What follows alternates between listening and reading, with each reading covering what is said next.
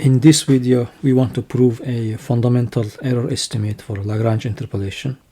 The interpolation problem is the problem where given n+1 points on the plane. So it's better to look at this picture. Say we have n+1 points here. We want to find an nth degree polynomial that goes through all of those points.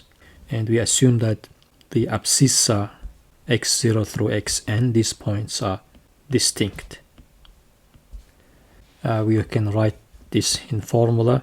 Here we have nth degree polynomial evaluated at the point xi should be equal to the given number yi, and I is running from 0 to n. This can be solved explicitly.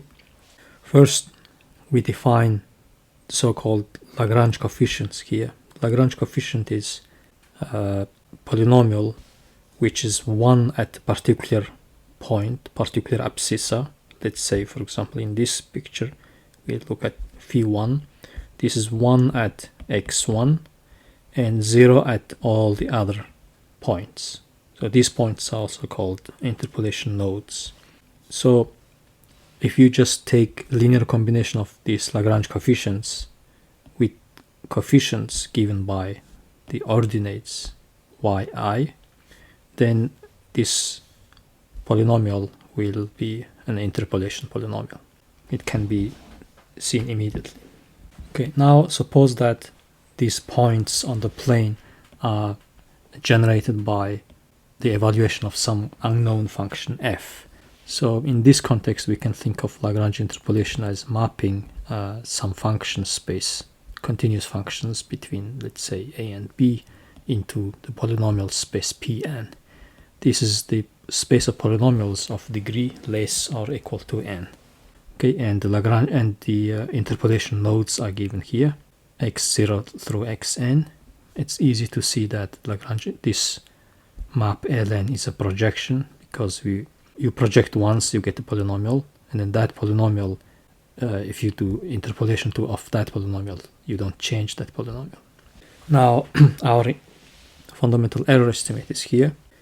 Suppose that f has n+1 derivatives in ab, and pick any point in the interval ab.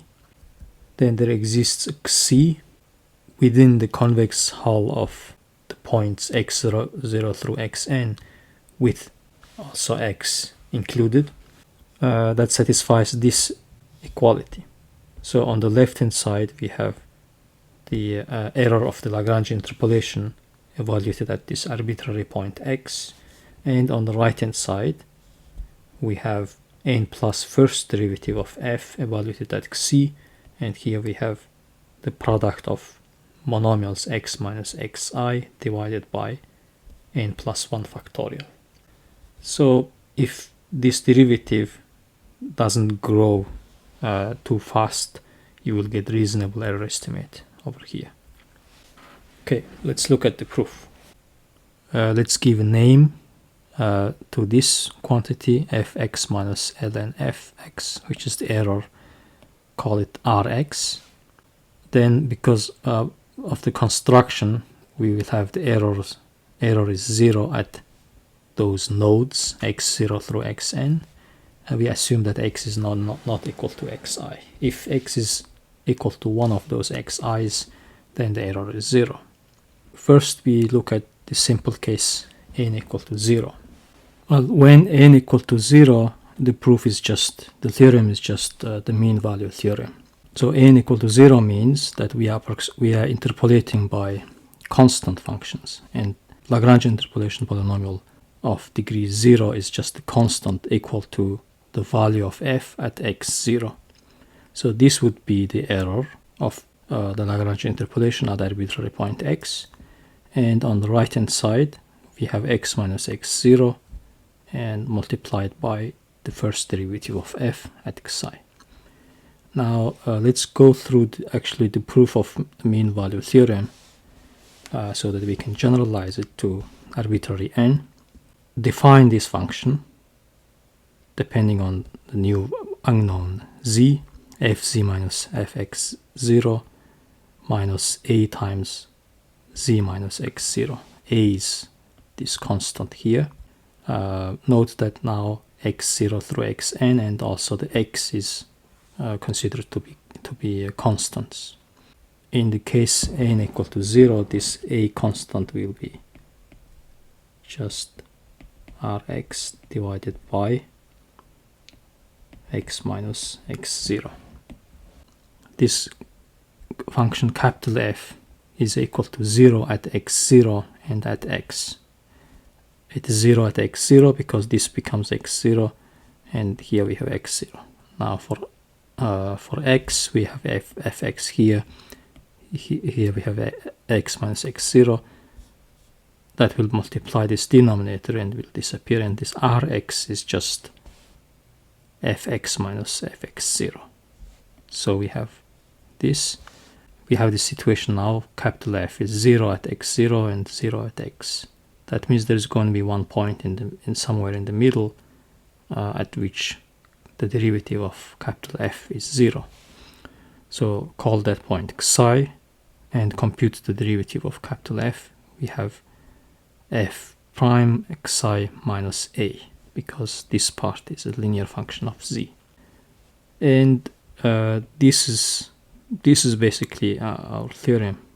Multiply this equality by x minus x0, we get this. Taking inspiration from this case, in general we define now this capital F function, which is, so first we have difference between fz and the Lagrange interpolation polynomial evaluated at x, minus a times, a is a constant, times this polynomial, n plus first degree polynomial in z.